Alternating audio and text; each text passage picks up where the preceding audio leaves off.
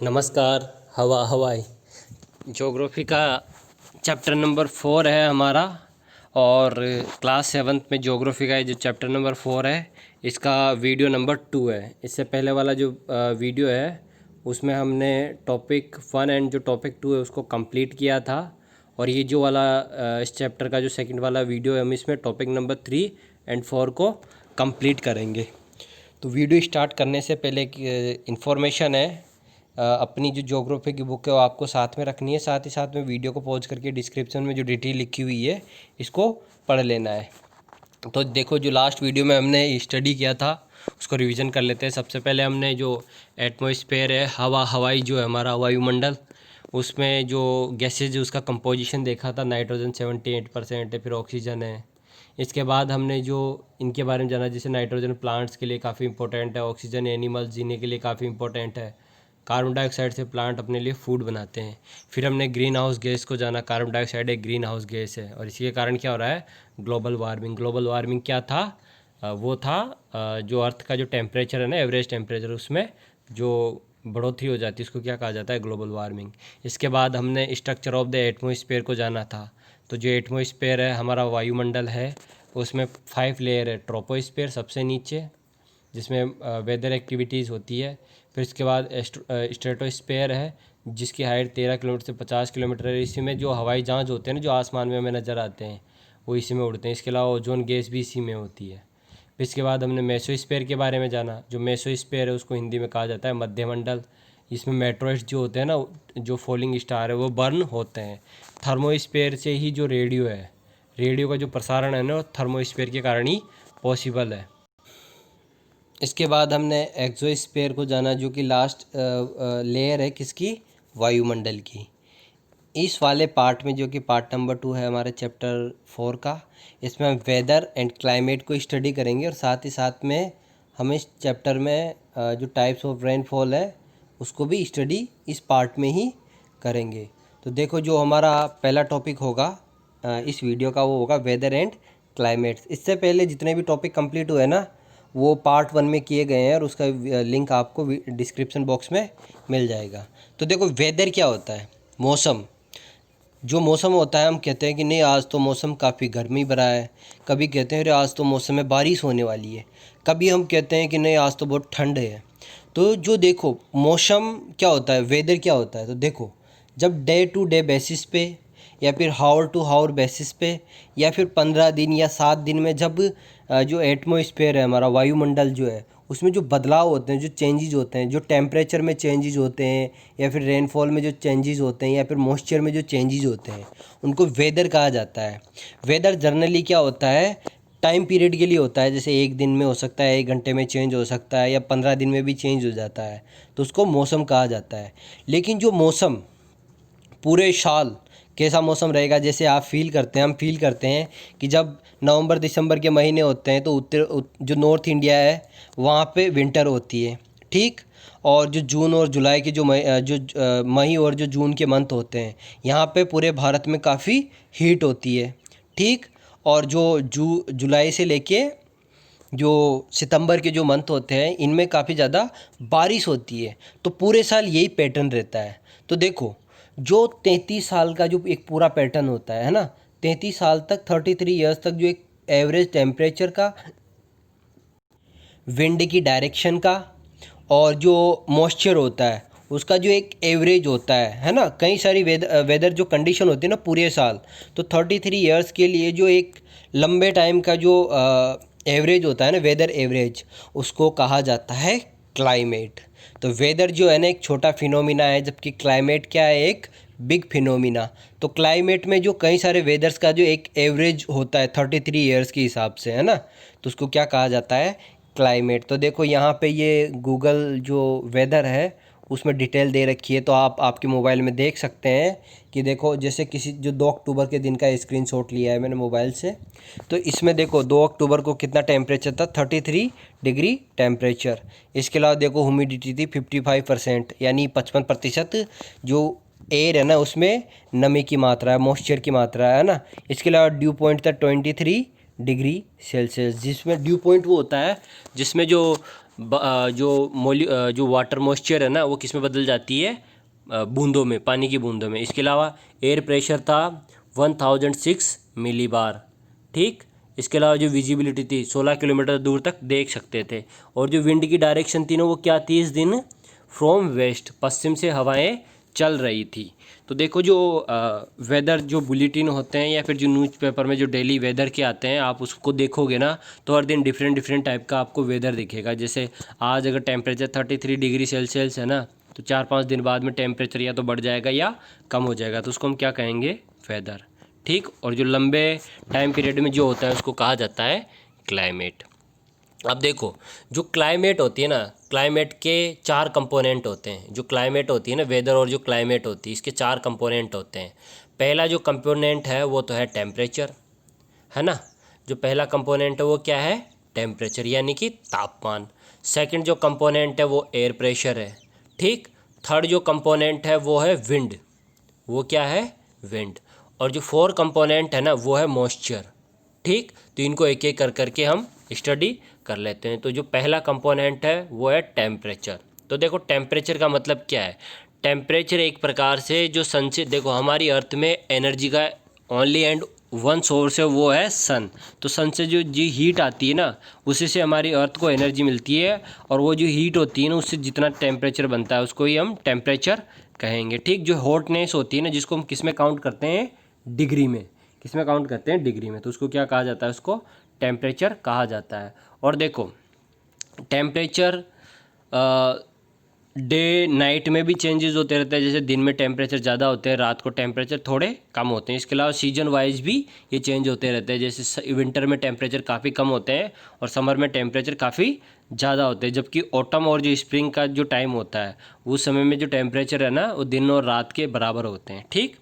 अब देखो टेम्परेचर कम ज़्यादा क्यों होते हैं भाई, टेम्परेचर कम ज़्यादा तो हो रहे हैं अलग अलग सीजन में, लेकिन क्यों हो रहे हैं, जैसे दिन रात में तो समझ में आता है कि भाई दिन में तो जो सन होता है ना सामने होता है, इस कारण से जो टेम्परेचर है ना दिन के ज़्यादा होते हैं और रात को कम होते हैं। लेकिन सीजन वाइज कैसे टेम्परेचर बदलते रहते हैं, तो देखो इसको जानते हैं। इंसुलिन, इंसुलिन का मतलब होता है जो आपतन, जो सूरज जो है ना उससे किसी पर्टिकुलर रीजन में कितनी ज़्यादा सन रेज आ रही है। तो देखो जो ये नॉर्थ पोल है, ये क्या है, नॉर्थ पोल, और ये क्या है, इक्वेटर। तो इक्वेटर में जो सन है ना वो ओवरहेड होता है, हमारे सिर के बिल्कुल ऊपर होता है, यानी सीधा चमकता है। जबकि जो नॉर्थ पोल और जो साउथ पोल है वहाँ पे जो सन है ना वो हॉरिजॉन्टल होता है, हमारी आँखों के बिल्कुल सामने की तरफ होता है, तो सीधा नहीं चमकता है। ओवरहेड ना होने के कारण जो सन से आने वाली जो रेज हैं वो ज़्यादा जगह को घेरती है। अब देखो कोई रेज आ रही है और वो सीधी किसी एक पर्टिकुलर जगह में सीधी गिर रही है तो कितनी ज़्यादा हीट देगी। और अगर वो बहुत ज़्यादा जगह को कवर कर रही है, जैसे एक ही रेज काफ़ी लंबी जगह को कवर कर रही है, तो वहाँ पे वो कम हीट देगी। तो इससे क्या होता है कि जो अर्थ में जो इनकमिंग जो सोलर एनर्जी है ना अर्थ में, है ना, जो इनकमिंग जो सोलर एनर्जी है ना अर्थ में, वो वहाँ पे ज़्यादा होगी जहाँ पे सन ओवरहेड होता है या सीधा हमारे सिर के ऊपर होता है। और वहाँ पे जो सन से आने वाली जो सोलर एनर्जी है ना वो वहाँ पे कम होगी जहाँ पे वो ओवरहेड नहीं होता है, सन तिरछा होता है, ठीक। और देखो इसी के कारण क्या होता है, जैसे जैसे हम इक्वेटर से नॉर्थ पोल की तरफ या फिर इक्वेटर से साउथ पोल की तरफ जाते हैं, है ना, नॉर्थ पोल की तरफ या साउथ पोल की तरफ जाते हैं, तो इससे क्या होता है कि जैसे जैसे हम ऊपर जाएंगे ना वैसे वैसे टेम्परेचर कम होता जाएगा। इक्वेटर से हम नॉर्थ पोल की तरफ जाएंगे, साउथ पोल की तरफ जाएंगे, तो जो टेम्परेचर है ना वो कम होते जाते हैं। इसके अलावा अगर आप टेम्परेचर के बारे में देखोगे तो आप ये चीज़ नोटिस करना कि जो सिटीज़ होती हैं, जो शहर होते हैं ना, ज़्यादा गर्म होते हैं। ऐसा क्यों, ऐसा इसलिए कि शहरों में पेड़ पौधे कम होते हैं और वहाँ पे कंक्रीट के मकान होते हैं, यानी पत्थर के बने हुए कई सारे मकान होते हैं जो कि जो सन हीट है ना उसको ज़्यादा समय के लिए कैप्चर करते हैं। तो इससे जो शहरों के टेम्परेचर है ना वो ज़्यादा होते हैं, वहीं गाँवों में पेड़ पौधे होते हैं और जो मकान है ना वो पक्के कम होते हैं। तो इस कारण से वहाँ पे जो सन की जो हीट है ना ज़्यादा समय के लिए नहीं रुकती और रात का जो टेम्परेचर है ना वो कम हो जाता है शहरों में, ठीक। तो देखो एक प्रकार से पेड़ पौधे लगाना बहुत ज़रूरी और आवश्यक है, नहीं तो इससे क्या बढ़ता है, टेम्परेचर बढ़ता है, ठीक। इसके बाद देखो हमने टेम्परेचर को जान लिया। टेम्परेचर को जानने के बाद अब जो हम जानेंगे एयर प्रेशर को, ठीक। तो देखो एयर प्रेशर को हम डिफाइन करेंगे कि जो वेट ऑफ एयर, वायु का जो वजन होता है किसमें, अर्थ सरफेस। तो अर्थ सरफेस में जो वायु का वेट होता है, जो वायु का वजन होता है, तो उसको हम कहते हैं एयर प्रेशर। जो हवाई होती है ना, तो जो दबाव डालती है अर्थ के सरफेस के ऊपर, धरातल पर, उसको हम क्या कहेंगे, उसको कहेंगे हम एयर प्रेशर। और देखो जो सबसे ज़्यादा जो एयर प्रेशर होता है ना, वो सी लेवल में होता है। सी लेवल मतलब जो समुद्र का जो तल होता है ना, वहाँ पे सबसे ज़्यादा एयर प्रेशर होता है, क्योंकि जो समुद्र है ना, वो हमारी अर्थ में सबसे नीची जगह होती है। और हमेशा जो एयर प्रेशर है ना, उसको सी लेवल से ही नापा जाता है ना। क्योंकि सी लेवल से इसलिए नापा जाता है कि जो सी सरफेस होता है ना, वो एकदम समतल होता है ना, फ्लैटेड होता है। तो इस कारण से सी लेवल से ही हम क्या नापते हैं, एयर प्रेशर। और जैसे जैसे हाइट ज़्यादा होती जाएगी, जैसे जैसे हाइट ज़्यादा होती जाएगी, यानी ऊंचाई बढ़ती जाएगी, तो एयर प्रेशर भी कम होता जाएगा। यानी कि देखो, अगर ये सी लेवल है यहाँ पे, तो सबसे ज़्यादा एयर प्रेशर सी लेवल में होगा। और जैसे जैसे हम ऊपर की तरफ जाते जाएंगे, एयर प्रेशर कम होता जाएगा। और जैसे स्पेस आएगा, तो स्पेस में किसी भी प्रकार का आपको कोई एयर प्रेशर फील ही नहीं होगा। अब देखो, जैसे जो अंतरिक्ष में जाते हैं ना, ये स्पेस में जाते हैं, तो पता है ये जो एस्ट्रोनॉट्स होते हैं, ये एक ऐसा सूट यूज करते हैं जो अर्थ में जितना एयर प्रेशर है ना, उतना अर्थ एयर प्रेशर को मेंटेन करे। ठीक, तो ये चीज़ हमने जान ली कि जैसे जैसे ऊंचाई बढ़ती जाएगी, जैसे जैसे एल्टीट्यूड बढ़ता जाएगा, तो एयर प्रेशर भी कम होता जाएगा। जैसे आप किसी पहाड़ में अगर चढ़ाई करोगे, तो आप उस पहाड़ में जैसे जैसे ऊपर चढ़ते जाओगे, तो एयर प्रेशर कम होता जाएगा। ठीक, ये तो हो गया वर्टिकल, यानी कि जैसे हम ऊपर जाएंगे अर्थ सरफेस से, जैसे हम ऊपर की तरफ, ऊपर की लेयर्स में जाएंगे, तो एयर प्रेशर कम होता जाएगा। लेकिन एयर प्रेशर का जो हॉरिजॉन्टल डिस्ट्रीब्यूशन है, जो हमारी अर्थ है ना, ये अर्थ का हमारा जो सरफेस है, ये जैसे ये अर्थ यहाँ पे इक्वेटर हो गया, यहाँ पे ट्रॉपिक ऑफ कैंसर हो गया, यहाँ पे आर्कटिक सर्कल हो गया या अंटार्कटिक सर्कल हो गया, फिर ये पोल हो गए। तो जैसे जैसे ये जो डिफरेंट डिफरेंट रीजन है हमारी अर्थ के, वहाँ पे भी जो एयर प्रेशर है ना, वो डिफरेंट डिफरेंट होता है। और जहाँ पे देखो हीट ज़्यादा होगी, जहाँ पे हीट ज़्यादा होगी, वहाँ पे प्रेशर कौन सा होगा, लो प्रेशर। क्यों, क्योंकि हवा गर्म होके ऊपर की तरफ उठ जाती है। तो जहाँ पे हीट ज़्यादा होगी, वहाँ क्या बनेगा, वहाँ बनेगा लो प्रेशर। और जहाँ पे टेम्परेचर काफ़ी कम होंगे, माइनस में होंगे, तो हवा भारी होके, हेवी होके धरातल में बैठ जाएगी, धरातल में नीचे उतर आएगी, तो उसमें क्या बनेगा, हाई प्रेशर। और देखो, ये यूनिवर्सल रूल है कि हवा जो है ना, हमेशा हाई प्रेशर से लो प्रेशर की तरफ जाती है। हवा क्या करती है, जो विंड होती है ना, वो हमेशा हाई प्रेशर से लो प्रेशर की तरफ जाती है। जैसे इसमें देखिए आप, यहाँ पे हाई प्रेशर है, तो हाई प्रेशर से जो विंड का डायरेक्शन है ना, वो क्या है, लो प्रेशर की तरफ। देखो आप, दिख रहा है इसमें। इसके अलावा आप इसमें भी देख सकते हो, यहाँ पे भी जो एटमॉस्फेयर है, एटमॉस्फेयर में ऊपर की तरफ हाई प्रेशर है ना, तो यहाँ पे नीचे लो प्रेशर है, फिर यहाँ पे भी लो प्रेशर है। तो इस तरीके से हवा जो है ना, इस तरीके से घूम रही है। अगर देखो, दिन के समय में तापमान ज़्यादा होने के कारण, दिन के समय में जब तापमान ज़्यादा होने के कारण जो हवा है ना, वो गर्म होकर ऊपर की तरफ उठती है, ऊपर की तरफ उठती है।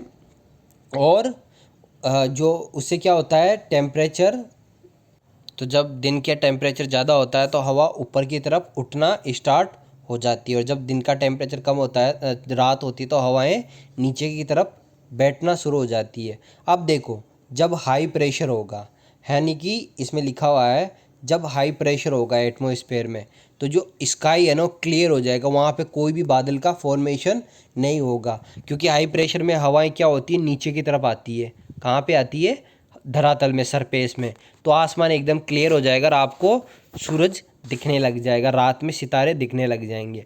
और अगर लो प्रेशर होगा, कहाँ पे, अर्थ के सरफेस में, तो हवाएं क्या करती है, ऊपर की तरफ उठती है, और उससे क्या बनते हैं, बादल बनते हैं। और बादल बनने के बाद बारिश स्टार्ट होती है। तो देखो, एयर प्रेशर क्या है, एयर प्रेशर जो हवाई है ना, वायु है ना, उसका अर्थ सरफेस पे दबाव होता है। ठीक, और हवा हमेशा हाई प्रेशर से लो प्रेशर की तरफ मूव करती है। देखो इसमें देख लीजिए, हाई प्रेशर से लो प्रेशर की तरफ हवा मूव करती है। और जहाँ पे हाई प्रेशर होगा, वहाँ पे आसमान क्लियर हो जाता है और आपको सूरज और रात को चांद तारे दिखते हैं। और जहाँ पे लो प्रेशर होता है, वहाँ पे बादल बनते हैं और बारिश होती है। और जो एयर प्रेशर है ना, उसको हम बैरोमीटर से नापते हैं। ठीक, इसके बाद विंड्स को देख लेते हैं। तो देखो विंड्स 3 टाइप की होती है। एक परमानेंट विंड्स होती है ना, एक होती है सीजनल विंड, और एक होती है लोकल विंड्स। तो एक एक करके सबको देख लेते हैं। देखो ये जो विंड्स है ना, ये दोबारा आपके 9th क्लास में दोबारा आएंगी। ये जो सेम मैप है ना, आपको दोबारा 9th क्लास में आएगा। तो देखो परमानेंट विंड्स जो है ना, वो 3 टाइप की है। सबसे पहले ट्रेड विंड है, सेकंड नंबर में वेस्टर्लीज है, और थर्ड नंबर में ईस्टर्लीज है। आपकी जो टेक्स्ट बुक है ना, आपकी ज्योग्राफी की बुक, उसमें ये मैप दे रखा है। तो देखो सन की जो हीट है ना, सबसे ज़्यादा इक्वेटर में होती है। तो यहाँ क्या बनता है, लो प्रेशर। तो जो ट्रॉपिक ऑफ कैंसर और ट्रॉपिक ऑफ कैप्रिकॉर्न है ना, उससे हवाएं कहाँ की तरफ चलती है, इक्वेटर की तरफ चलती है। तो लो प्रेशर की तरफ हवाएं चलती है। अब ये हवाएं ऊपर की तरफ उठती है और वापस जो ट्रॉपिक ऑफ कैप्रिकॉर्न और जो ट्रॉपिक ऑफ कैंसर है, वहाँ पे नीचे की तरफ बैठ जाती है, और फिर वापस वो कहाँ की तरफ चली जाती है, वापस इक्वेटर की तरफ। तो देखो जो हवाएं ट्रॉपिकल हॉर्स लैटिट्यूड से लेके या ट्रॉपिक ऑफ कैप्रिकॉर्न और कैंसर के बीच से जो हवाएं हैं ना, इक्वेटर की तरफ चलती है, इनको कहा जाता है ट्रेड विंड्स। इनको क्या कहा जाता है, ट्रेड विंड्स। ठीक। इसके अलावा जो सब ट्रॉपिकल जो एयर प्रेशर होता है, हाई प्रेशर, इससे जो हवाएं है ना, ये जो हवाएं है ना, पोलर की तरफ चलती है ना। जो आर्कटिक सर्कल होता है, आर्कटिक सर्कल तक चलती है ना, आर्कटिक सर्कल तक जो हवाएं चलती है, इनको कहा जाता है वेस्टर्लीज, क्योंकि ये ईस्ट डायरेक्शन से चलती है। कौन सी डायरेक्शन से चलती है, ये ईस्ट डायरेक्शन से चलती है। इनको क्या कहा जाता है, वेस्टर्लीज। तो देखो ट्रॉपिक ऑफ कैप्रिकॉर्न और ट्रॉपिक ऑफ कैंसर के बीच में जो हवाएं चलती हैं, इनको कहा जाता है ट्रेड विंड। फिर ट्रॉपिक ऑफ कैंसर से लेके आर्कटिक जो सर्कल होता है, उसके बीच में जो हवाएं चलती है, इनको कहा जाता है वेस्टर्लीज। और नॉर्थ पोल से लेके, है ना, नॉर्थ पोल से लेके आर्कटिक सर्कल, और साउथ पोल से लेके अंटार्कटिक सर्कल तक जो हवाएं चलती हैं, इनकी डायरेक्शन पूर्वी होती है, इसलिए इनको क्या कहा जाता है, ईस्टर्लीज, है ना, या पूर्वी हवाएं। ठीक। तो ये परमानेंट विंड्स है, पूरे साल एक ही डायरेक्शन में चलती रहती है। ये 9th क्लास में जो हमारा क्लाइमेट चैप्टर है, वहाँ पे हम दोबारा पढ़ेंगे, इसलिए इसको अच्छे से याद रखना है। इसके बाद सेकंड विंड्स होती है सीजनल विंड्स। ये किसी पर्टिकुलर सीजन में ही चलती है। जैसे भारत में मॉनसून इसका एग्जांपल है। जैसे जून का जो महीना होता है, तो जो हवाएं हैं ना, भारत में इस डायरेक्शन से एंटर होती है, इस डायरेक्शन से, साउथ वेस्ट से। कौन सी डायरेक्शन से, साउथ वेस्ट डायरेक्शन से एंटर होती है। लेकिन जब विंटर का सीज़न होता है इंडिया में, तो हवाएं जो है ना, उनकी डायरेक्शन बिल्कुल बदल जाती है, और इनकी डायरेक्शन क्या हो जाती है, नॉर्थ ईस्ट से। देखो विंड की जो डायरेक्शन है ना, वो जिस तरफ से आ रही है ना, वही डायरेक्शन उसकी मानी जाती है। तो ये सीजनल विंड्स हो गई। इसके बाद आती है लोकल विंड्स। लोकल विंड्स किसी एक पर्टिकुलर रीजन में चलती है। जैसे मान लो दिन के समय में क्या होता है, जो धरातल है ना, वो जल्दी गर्म होते हैं। जो ज़मीन है ना, लैंड है ना, वो जल्दी गर्म होता है, और जो ओशन है ना, वो धीरे गर्म होते हैं। तो दिन के टाइम में जो लैंड है ना, वो जल्दी गर्म हो जाते हैं। तो इससे क्या होता है, जो लैंड है ना, वहाँ पे लो प्रेशर बन जाता है, और जो समुद्र होते हैं ना, वहाँ पे क्या रहता है, हाई प्रेशर। तो हवाएं जो है ना, दिन के समय में समुद्र से कहाँ की तरफ चलती है, ज़मीन की तरफ।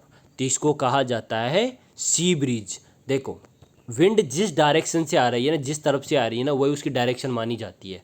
तो अगर सी से आ रहे, समुद्र से आ रहे, तो इसको क्या कहेंगे हम, सी ब्रीज। और रात के समय में क्या होता है, जो समुद्र है ना, वो धीरे गर्म ठंडे होते हैं, तो इस कारण से, और लैंड जल्दी ठंडे हो जाते हैं, तो लैंड में वापस दिन के रात के समय में क्या बन जाता है, हाई प्रेशर, और समुद्रों में क्या बन जाता है, लो प्रेशर। तो जो विंड की डायरेक्शन है ना, वो चेंज हो जाती है। तो अब ज़मीन से जो विंड है ना, कहाँ की तरफ चलती है, समुद्र की तरफ। तो इसको कहा जाता है लैंड ब्रिज। जो ओशन कोस्ट है ना, वहाँ पे आप लैंड ब्रिज और जो सी ब्रिज है ना, उसको आप महसूस कर सकते हो। इसके अलावा जो हीट वेव्स है, लू गर्मियों के सीज़न में चलती है, ये आती है पाकिस्तान की तरफ से और ईरान की तरफ से गर्म हवाएं, जिससे इंडिया का जो नॉर्थ इंडिया का टेम्परेचर है ना, काफ़ी ज़्यादा हो जाता है। टेम्परेचर काफ़ी ज़्यादा हो जाता है, और बिल्कुल ड्राई एयर होती है, कुछ समय के लिए चलती है। तो इससे कई सारे लोगों की मौत भी हो जाती है, पूरी बॉडी में डिहाइड्रेशन हो जाता है। हीट वेव पे हमने एक वीडियो बना रखा है, जो कि आपको चैनल में मिल जाएगा। मैं इसके डिस्क्रिप्शन बॉक्स में भी हीट वेव का लिंक डाल दूँगा। इसके बाद मॉइस्चर। तो जो मॉइस्चर होती है ना, ये एक प्रकार से जो हमारा एटमॉस्फेयर है, उसमें कितनी मात्रा में वेपर है ना। वेपर की जो मात्रा होती है ना, जो वाष्प की जो मात्रा होती है एटमॉस्फेयर में, उसको क्या कहा जाता है, मॉइस्चर। और देखो जो मॉइस्चर और जो टेम्परेचर है ना प्रोपोर्शनल है। जैसे जैसे आप टेम्परेचर को बढ़ाते जाओगे वैसे वैसे जो मॉइस्चर है ना वो भी ज़्यादा होती जाएगी। जैसे जैसे आप मॉइस्चर को बढ़ाते जाओगे तो टेम्परेचर भी आप उसमें बढ़ाते जाओ, दोनों एक साथ बढ़ते जाते हैं। यानी जितना ज़्यादा टेम्परेचर रहेगा उतना ही ज़्यादा आप मॉइस्चर होता जाएगा उसमें। ठीक, तो देखो जितना ज़्यादा मॉइस्चर होगा टेम्परेचर के अंदर उतनी ज़्यादा ह्यूमिडिटी होगी। ह्यूमिडिटी क्या होती है? ज़्यादा टेम्परेचर के साथ ज़्यादा मॉइस्चर का होना। और जब ह्यूमिडिटी होती है ना तो पता है हमें पसीने, हमारा जो बॉडी है ना उससे बिल्कुल स्वेट नहीं होता, पसीना नहीं आता है, तो हमें कई सारी तकलीफ होती है। जब मानसून का समय होता है ना, जब काफ़ी ज़्यादा मौसम में ह्यूमिडिटी होती है। इसके अलावा ये तो मॉइस्चर ह्यूमिडिटी के रूप में हो गया। इसके अलावा यही जो मॉइस्चर है यही मॉइस्चर क्लाउड के रूप में बनता है जब ये वेपर राइज होती है ना, ऊपर की तरफ आसमान में जाती है। तो जैसे हमने पढ़ा था ना कि जैसे जैसे हाइट बढ़ती जाती है टेम्परेचर भी कम होते जाते हैं। देखो इस डायग्राम में भी दिखा रखा है, ये एटमॉस्फेयर का जो डायग्राम है ना इसमें देखो, तो ये टेम्परेचर का है। तो जैसे यहाँ पे जो टेम्परेचर था ना माउंट एवरेस्ट के ऊपर वो 15 डिग्री के आसपास था, लेकिन 10 किलोमीटर ऊपर जो टेम्परेचर है ना -80 डिग्री के आसपास चला जाता है। तो जैसे जैसे हाइट बढ़ती जाती है, जैसे जैसे हाइट बढ़ती जाती है वैसे वैसे टेम्परेचर भी घटता जाता है। तो जो वेपर है ना कूल होना शुरू हो जाती है, ये किस में बदल जाती है? ड्रॉपलेट्स में, बूंदों में ये बदलना स्टार्ट हो जाती है। और ये जो कई सारी ड्रॉपलेट्स होती है ना यही क्लाउड्स बनाती है। जो बादल होते हैं ना वो कैसे बनते हैं? हवा वाष्प जो वेपर होती है वो गर्म होकर ऊपर उठती है, ऊपर उठने के बाद वहाँ पे टेम्परेचर कम हो जाता है 6-7 किलोमीटर ऊपर, और जो बादल जो वाष्प है ना वो किस में बदल जाती है? ड्रॉपलेट में, बूंदों में, और वो बूंदें ऊपर तैरना शुरू कर देती है। उनको क्या कहा जाता है? क्लाउड। अब देखो ये जो क्लाउड बनते हैं, जब इन क्लाउड में से ये जो ड्रॉपलेट ज़्यादा समय के लिए हवा में फ्लोट नहीं कर पाती है, जब ये हैवी हो जाती है, और हैवी होने के बाद ये रेनफॉल के रूप में या फिर हेलस्टॉर्म के रूप में या फिर आइस के रूप में, स्नोफॉल के रूप में जब अर्थ के सरफेस में गिरने लग जाती है बाय ग्रेविटी, तो इसको कहा जाता है प्रिसिपिटेशन। यानी ये जो बूंदे जो ड्रॉपलेट थे ना क्लाउड के, ये किस में बदल जाते हैं? बूंदों में, बारिश की बूंदों में। तो इसको कहा जाता है प्रिसिपिटेशन। चाहे ओला गिरे या स्नोफॉल हो तो उसको कहेंगे। अब देखो जो प्रिसिपिटेशन है ना, तो जब ये अर्थ में लिक्विड फॉर्म में आता है, जब लिक्विड फॉर्म में आता है तो उसको रेनफॉल कहा जाता है, और जब सॉलिड फॉर्म में आता है ना तो उसको हेलस्टॉर्म या फिर स्नोफॉल कहा जाता है। ठीक, तो मॉइस्चर का काफ़ी इंपॉर्टेंट रोल होता है किसमें? वेदर एंड क्लाइमेट में। देखो जहाँ पे मॉइस्चर कम होता है वहाँ पे डेजर्टिक सिचुएशन होती है, और जहाँ पे मॉइस्चर अच्छा होता है वहाँ पे कई सारे प्लांट्स और जो एनिमल है वो ग्रोथ करते हैं। तो इस प्रकार से जो 4 कंपोनेंट्स थे किसके? वेदर एंड क्लाइमेट के, वो हमने जान लिए हैं। पहला हमने जाना टेम्परेचर, ठीक, उसके उसके बाद हमने जाना एयर प्रेशर, एयर प्रेशर के बाद हमने जाना विंड। विंड 3 टाइप की होती है, permanent, seasonal winds and local winds. अब हम जानेंगे मॉइस्चर, और फिर मॉइस्चर के बाद हमने जाना, अब जानेंगे हम टाइप्स ऑफ रेनफॉल। तो देखो जो रेनफॉल है ना 3 टाइप से होती है, cyclonic rainfall, orographic rainfall and convectional rainfall. और देखो रेनफॉल जो है ना प्लांट्स और जो एनिमल है उनकी सर्वाइवल के लिए काफ़ी इंपॉर्टेंट है। जहाँ पर रेनफॉल कम होती है वहाँ पे सूखा होता है, और जहाँ पर रेनफॉल ज़्यादा होती है वहाँ पे बाढ़ आ जाती है। तो देखो सबसे पहले हम जानते हैं साइक्लोनिक रेनफॉल को। जब 2 साइड से, एक तरफ से तो कोल्ड विंड आए, है ना, एक तरफ से तो कोल्ड विंड आए और एक तरफ से वार्म विंड आए, तो क्या होता है? जो कोल्ड विंड हैवी होती है तो ये क्या करती है? जो वार्म विंड है ना उसको ऊपर उठा देती है। तो जब ये ऊपर उठता है ना तो ऊपर उठते ही ये किस में कन्वर्ट हो जाते हैं? ये हो जाते हैं बादलों में कन्वर्ट। जैसे हवा ऊपर उठेगी ना तो ऊपर उठने के बाद वो ठंडी होगी, ठंडी होने के बाद वो किस में बदल जाएगी? क्लाउड में। और वही क्लाउड जो है ना बारिश के रूप में नीचे गिरना शुरू हो जाते हैं। तो जब कोल्ड एयर से वार्म एयर यानी ठंडी हवा से गर्म हवा टकराएगी तो जो गर्म हवा है ना ऊपर की तरफ चली जाएगी, तो इससे क्या बनता है? एक फ्रंट बनता है। एक क्या बनता है? फ्रंट। और इसी फ्रंट को हम कहते हैं साइक्लोन। ठीक, तो जैसे इंडिया में जो विंटर के सीज़न में, नॉर्थ इंडिया जो स्पेशली नॉर्थ इंडिया में जो विंटर के सीज़न में जो वेस्टर्न डिस्टर्बेंस से जो बारिश होती है ना, मावट, जो कि रबी की जो क्रॉप होती है उसके लिए काफ़ी लाभदायक है, तो ये किससे होती है? वो साइक्लोनिक रेनफॉल से होती है। उसके बाद सेकंड जो रेनफॉल है वो माउंटेन रेनफॉल या ओरोग्राफिक रेनफॉल। जैसे मान लो सामने से विंड आ रही है, मॉइस्चर जो विंड आ रही है जिसमें काफ़ी ज़्यादा नमी है, और सामने एक बड़ा सा पहाड़ आ गया। अब पहाड़ आ गया तो पहाड़ को चीरते हुए हवा आर पार तो नहीं निकलेगी, तो वो क्या करेगी, उस पहाड़ के साथ साथ क्या करेगी, ऊपर चढ़ना स्टार्ट कर देगी। तो जैसे विंड ऊपर की तरफ चढ़ेगी तो ऊपर तो आपको पता है इससे कि टेम्परेचर कम होता जाता है, जैसे जैसे हाइट बढ़ती जाएगी तो टेम्परेचर कम होता जाएगा। तो इससे क्या होता है, ओरोग्राफिक जो क्लाउड्स है ना उनका निर्माण होता है। कौन से क्लाउड्स का, ओरोग्राफिक जो क्लाउड्स होते हैं ना उनका निर्माण होता है। इनसे क्या होती है, बारिश। तो जहाँ जहाँ पे पहाड़ियाँ होती हैं ना और पहाड़ियों के फ्रंट में सामने से जो विंड आती है, मॉइस्चर वाली विंड, तो वहाँ पे कौन सी बारिश होती है, वहाँ पे बारिश होती है ओरोग्राफिक रेनफॉल। जैसे जो वेस्टर्न घाट है ना इंडिया का, ये जहाँ से साउथ वेस्ट मानसून एंट्री करता है, देखो इस मैप में, ये इसको वेस्टर्न घाट कहा जाता है। यहाँ पे पहाड़ियाँ हैं, तो सीधी जब हवा आती है ना तो ये हवा रुक जाती है और ऊपर उठ जाती है, तो यहाँ पे ओरोग्राफिक रेनफॉल होती रहती है इंडिया के अंदर।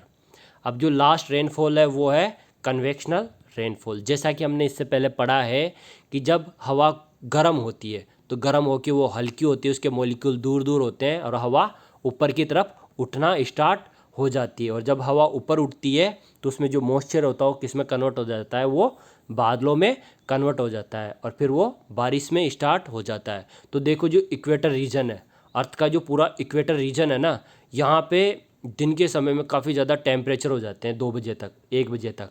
तो इससे क्या होते हैं, जो बादल है ना ऊपर उठना स्टार्ट हो जाते हैं इस जगह में।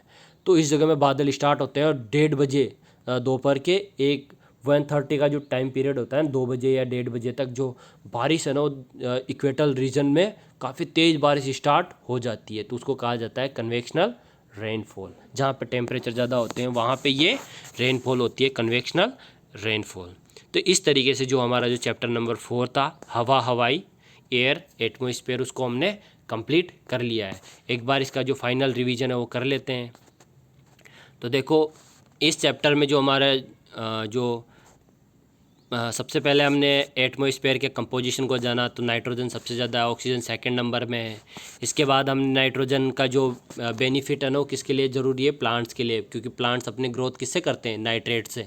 ऑक्सीजन को जाना जो कि ह्यूमन और जो एनिमल है उनके लिए ब्रीथ, जो सांस लेने की एक गैस है। कार्बन डाइऑक्साइड से जो प्लांट है ना अपना फूड बनाते हैं।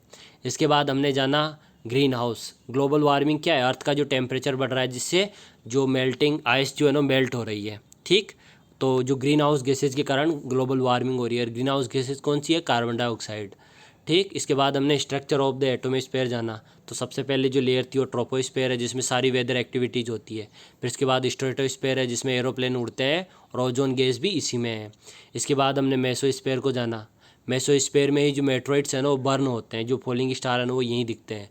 इसके बाद थर्मोस्फेयर को जाना जो कि हमें एक्सरेज से भी बचाता है और यहाँ पर रेडियो ट्रांसमिशन भी होता है, जो रेडियो और आकाशवाणी है ना वो इसी से चलते हैं। इसके बाद हमने एक्सोस्फेयर को जाना। फिर हमने वेदर को जाना। वेदर क्या होता है, दिन प्रतिदिन में जो मौसम में बदलाव होते हैं ना, टेम्परेचर में, मॉइस्चर में, एयर प्रेशर में या फिर जो विंड में, उसको वेदर कहा जाता है। क्लाइमेट क्या होता है, एक 33 ईयर्स का एक टेम्परेचर का, विंड का एक एवरेज होता है, उसको क्लाइमेट कहा जाता है।